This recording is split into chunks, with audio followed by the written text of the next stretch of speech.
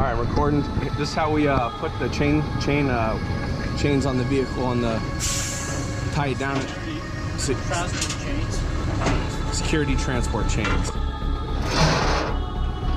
right, I'm gonna put it on this frame. My name's Rucker. This is Dean. He's the pro.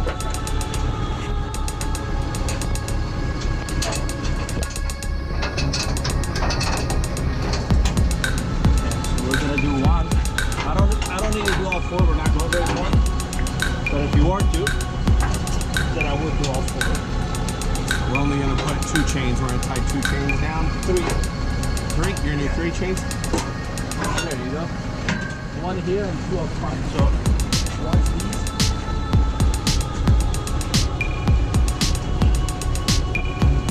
You guys see the cars up there.